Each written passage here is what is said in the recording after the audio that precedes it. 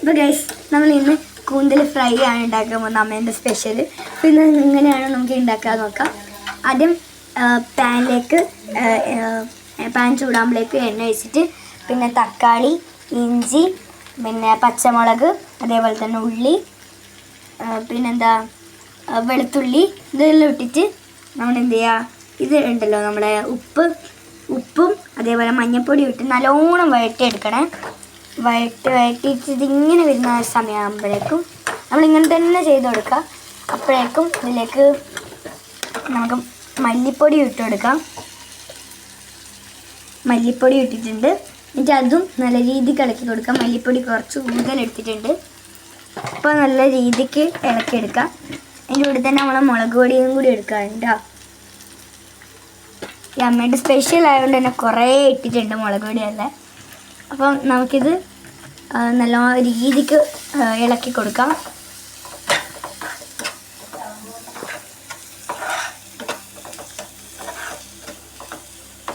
ഇളക്കി ഈ ഒരു പരിവാവൂട്ടോ ഇത് വേണ്ട.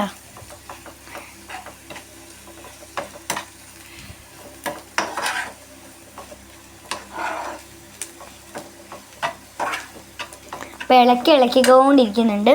അതിന് ശേഷം നമ്മൾ എന്ത് ചെയ്യുക, മറ്റേ മുറിച്ചിട്ട് നമ്മൾ കഴുകി വെച്ച കൂന്തൽ നമുക്ക് ഇതിലേക്ക് ഇട്ടുകൊടുക്കണം. ഇത്ര മാത്രമല്ല ഇനിയുണ്ട്. ജസ്റ്റ് ഒന്ന് ഇളക്കിയിട്ട് മുഴുവനായിട്ട് ഇതിലും കൂടി പിടിപ്പിക്കുക കേട്ടോ. അപ്പോൾ നമ്മൾ കൂന്തൽ മുഴുവനായിട്ട് ഇട്ട് കൊടുത്തിട്ടുണ്ട്. അപ്പോൾ നല്ല കഴുകി വൃത്തിയാക്കി എടുത്ത കൂന്തലായിട്ട് ഫ്രഷ് കൂന്തൽ നമ്മളത് എടുത്തിട്ട് മുഴുവനായിട്ട് ഇട്ട് കൊടുത്തിട്ടുണ്ട് കേട്ടോ.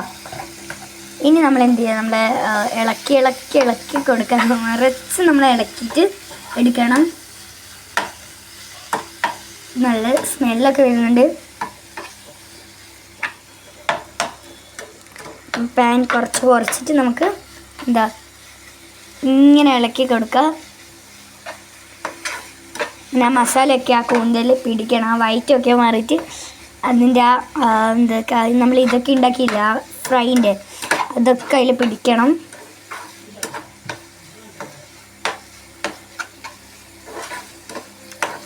ഇത് ഇളക്കി എടുത്തിട്ടുണ്ട്.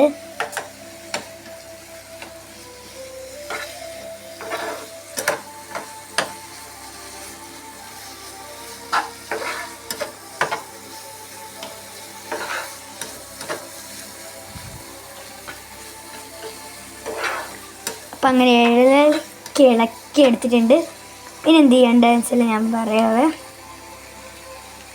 ഇനി നമ്മൾ അതിലേക്ക് മറ്റേ മീൻ പൊടിയില്ലേ, മീനിൻ്റെ കറിയിലൊക്കെ ഇടുന്ന ആ ഒരു പൗഡർ ഇട്ടിട്ട് നല്ല രീതിക്ക് ഇളക്കണം. നേരത്തെ പറഞ്ഞതിൽ ചെറിയൊരു തെറ്റുണ്ട്. മസാലപ്പൊടി എന്നാണ് വേണ്ടത്, ഞാൻ മീൻ പൊടി എന്നാണ് പറഞ്ഞത്. എന്തായാലും മീൻ കറിയിലൊക്കെ ഇടും, അത് തന്നെയാണ്. അപ്പം അത് നല്ല രീതിക്ക് നമ്മൾ ഇളക്കി കൊടുത്തിട്ടുണ്ട്. ഇപ്പം എങ്ങനെയുണ്ട്, നല്ല സ്മെല്ലൊക്കെ വരുന്നുണ്ട്.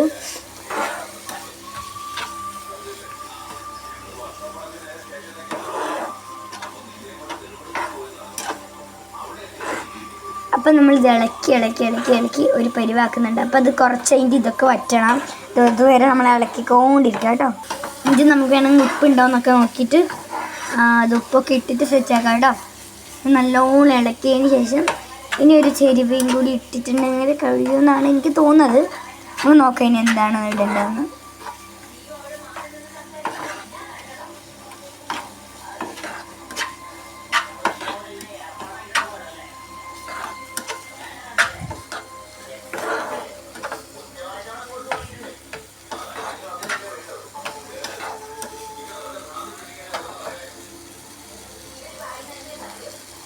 അപ്പം നമുക്ക് അതിൻ്റെ ടേസ്റ്റൊക്കെ നോക്കിയിട്ട് ഇങ്ങനെ ഉണ്ടെന്നൊക്കെ നോക്കാം.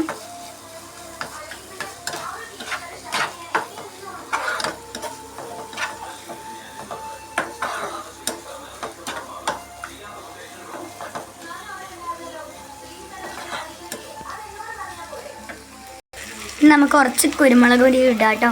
ഇത് നല്ലോണം ഇടുന്നുണ്ട്, കാരണം എന്നാലേ അതിൻ്റെ ഒരു ടേസ്റ്റ് കിട്ടത്തുള്ളൂ. നമുക്ക് ആവശ്യത്തിന് നിങ്ങളുടെ എരിവിനനുസരിച്ച് നമുക്ക് ഇടാം കേട്ടോ കുരുമുളക് പൊടിയൊക്കെ. നല്ല രീതിക്ക് ഇളക്കി കൊടുക്കണം. ആ കുരുമുളക് പൊടി എല്ലായിടത്തും പിടിക്കട്ടെ. ഇളക്കി കൊടുത്തിട്ടുണ്ട്. അപ്പം നമ്മുടെ കൂന്തൽ ഫ്രൈ ഇവിടെ സെറ്റ് ആയിട്ടുണ്ട്. നല്ല ടേസ്റ്റാണ്. അപ്പോൾ എല്ലാവരും വീട്ടിൽ ട്രൈ ചെയ്ത് നോക്കണേ.